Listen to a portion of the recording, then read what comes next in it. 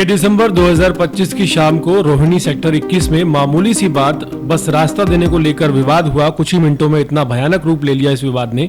एक मेहनतकश DTC bus driver विकास की जान चली गई। डीटीसी बस और ऑल्टो कार के बीच सड़क पर तकरार हुई। मामला गालियों से शुरू हुआ, एक हॉर्न बजाने को लेकर विवाद था और फिर हिंसा तक पहुंच गया। बस चालक बुरी तरह घायल हुआ और उपचार के दौरान विकास की जान चली गई।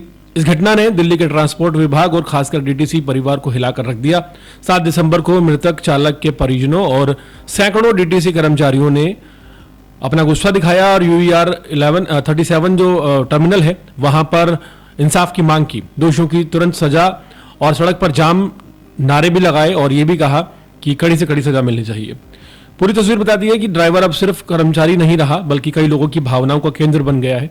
यह सिर्फ एक मौत नहीं थी बल्कि उन तमाम लोगों के लिए चेतावनी थी जो रोजाना दिल्ली की सड़कों पर हिंसा का सामना करते करते थक गए हैं। दूसरी तरफ घटना के 3 आरोपी 23 साल का जिम ट्रेनर हर्ष कुमार, 26 साल का नर्सिंग स्टाफ रोहन और 49 साल का एमसीडी ग्रेड 4 कर्मचारी राजू घटना के बाद से लगातार गायब थे।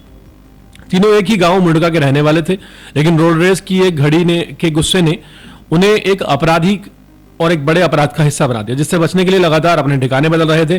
पुलिस लगातार दबिश दे रही थी, लेकिन तीनों काफी चालाकी से अपने ठिकाने लगातार बदलते जा रहे थे। यही वजह थी कि गिरफ्तारी आसानी से नहीं हो सकी।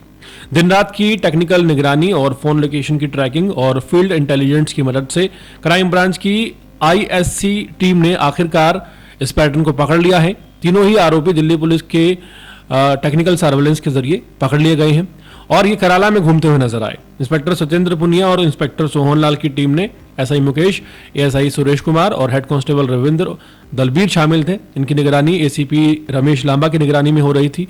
टीम पूरी सटीकता के साथ काम कर रही थी क्योंकि उन्हें पता था कि आरोपी लगातार लोकेशन बदल रहे हैं और किसी भी समय फिर से गायब हो सकते हैं। आखिरकार जब निगरानी तेज की गई तो एक डिजिटल संकेत ने टीम को सक्रिय कर दिया। पुलिस को जानकारी मिली कि ये तीनों ही आरोपी जिन्होंने डीटीसी ड्राइवर के साथ बर्बरता की थी कराला गांव में दिखे हैं। टीम बिना देर किए कराला गांव के लिए निकल गई। गिरफ्तारी के बाद उनसे पूछताछ की गई। उन्होंने इस बात को कबूल किया कि घटना के सामने जिस वक्त घटना हुई उनसे गुस्से में एक झड़प हुई थी और इस मामले में लगातार उन्हें अपराधी बना दिया। दिल्ली के अंदर ठिकाने वो बदलते रहे इस वजह से, क्योंकि उन्हें पता चला गया था कि अब वो बच नहीं पाएंगे। कभी वो मुंडका, कभी नजफगढ़ और कभी रोहिणी, अलग अलग जगह अपनी बदलते रहे और आखिरकार कराला से दिल्ली पुलिस ने इन लोगों को गिरफ्तार कर लिया है। इस घटना ने साफ कर दिया है कि रोड रेस कितनी खतरनाक चीज होती है। एक ड्राइवर जो मेहनतकश था अब कभी घर वापस लौट कर नहीं आएगा।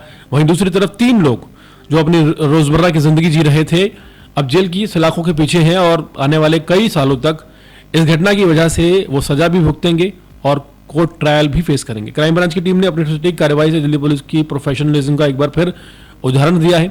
लेकिन इस कहानी से सबसे बड़ा सबक यही मिलता है कि गुस्सा थोड़ी देर का होता है पर उसका परिणाम जीवन भर पीछा करता है। काश उस दिन सड़क पर कुछ सेकंड की समझदारी इन लोगों ने दिखाई होती तो एक परिवार आज नहीं उजड़ता, एक हाईवे जाम नहीं होता और 3 जिंदगियां अपराध की गिरफ्त में ना जाती। पूरे मामले में सबसे ज्यादा हैरान करने वाली बात यह है कि संयम जो है लोगों में खत्म होता जा रहा है और जरा जरा सी बात पर लोग एक दूसरे को मारने पर उतारू हो जाते हैं। और सवाल यही है कि आखिर ऐसे गुस्से का क्या फायदा जो दूसरों को भी बर्बाद कर दे और आपको भी बर्बाद कर दे। पूरे मामले में दिल्ली पुलिस की सराहना करनी होगी। दिल्ली पुलिस ने त्वरित कार्रवाई करते हुए इन तीनों अपराधियों को पकड़ लिया है जो बार बार लोकेशन बदल रहे थे, लेकिन पुलिस की पकड़ से बच पाना लगभग नामुमकिन है।